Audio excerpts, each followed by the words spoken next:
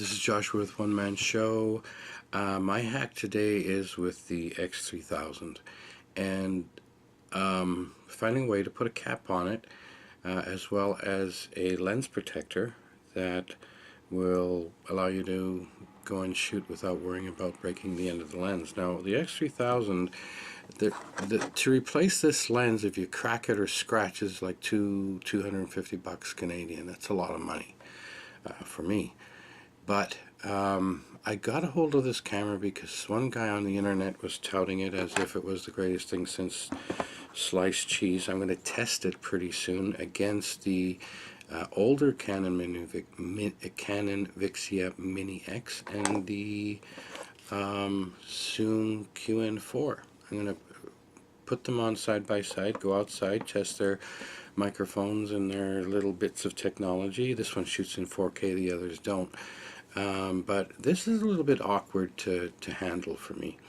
But I wanted to find a cap. If you've checked out any of my videos, I love to deal with O-rings. Now this O-ring that I put on here is fairly thin, and I grabbed an Advil bottle, put a bit of felt on the inside here, and this Advil bottle top fits perfectly to clamp on to protect your lens.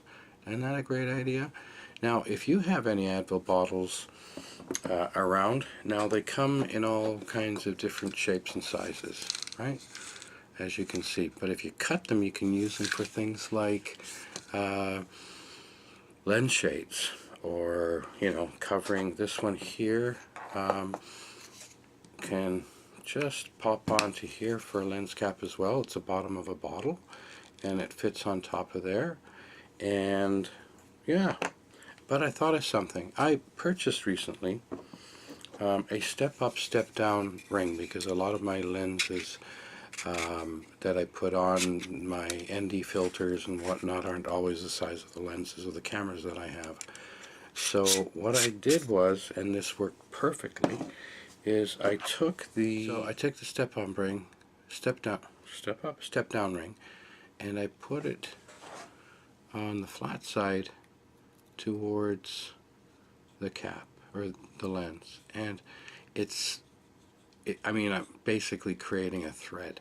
It snugs on really nice. And then I put a step up ring, one more, up and against it like this, and that's a 37 mil, which is really nice because I've got this old Lumix from a lens that I have for my G85, and it fits beautifully on top, on top of the step-up ring. I put just a touch of felt on the inside because I didn't want it to touch the lens. And if you're worried about that, I've got a couple of 37 mil skylight filter, and I can use that as well. And I have turned it on and tried it, and it does not, what do you call it? It doesn't create the sides to touch anything. So you've got yourself some decent protection. You use your step down rings on your camera, and there you go. You've got a really nice little system here that, I mean, if you get all the step up rings, the whole up and down costs you about 12 bucks. I was shocked. On this one, as you can see, on this Fujian 35 mil, I've put a bunch of them on here, and in the middle I put an ND slider, which works beautifully. I love this lens.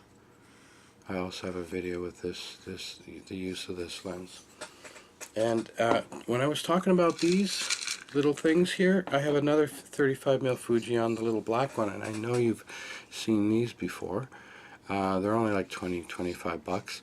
I took the bottom of a bottle, I spray painted it, and it was a little bit loose, so I put a little bit of tape on the inside, and there I've got a great, it's at the perfect distance, so there's no, it has no reflected light that goes through here, so it fits on the camera nicely. So, think about using, an empty canisters for your lens caps and different things like that. I wonder if that fits over that. Yeah, it does too. Look at that. Another top of a canister that fits on here. I think that's a bit loose. There you go. Take a look at that. That's absolutely perfect. How do you like that, eh? So, yeah. A perfect little hack. And give it a try because it'll protect your lens. And visit that guy in Camera Conspiracies. He's hilarious. And I got this because he said it was so great. But we'll find out soon enough. You just have to ride the waves of life, and you never know where they're gonna take you. So I started making YouTube videos in 2013. This isn't my main channel. I already have, you always see the vegetable police shirts. That's all I have now. I only wear my own clothing. It's pathetic. I see it. Whenever I walk by a mirror, I'm like, you're a walking billboard for your own life. It's sad. Now initially, I was making like 30 cents a month making my videos, but I pushed on. And eventually, I built up a little career here. And I was able to travel the world, and I'm free from the man and the 9-to-5 bullshit. I'm so sorry if you're stuck in it. You can change. You can do it. Believe in yourself. I love it. So I make YouTube videos for a living, and I'm having so much fun. I'm so grateful. Like, this is like, wow, you can do this. You can do whatever you want in life, except fly with kittens in your hands.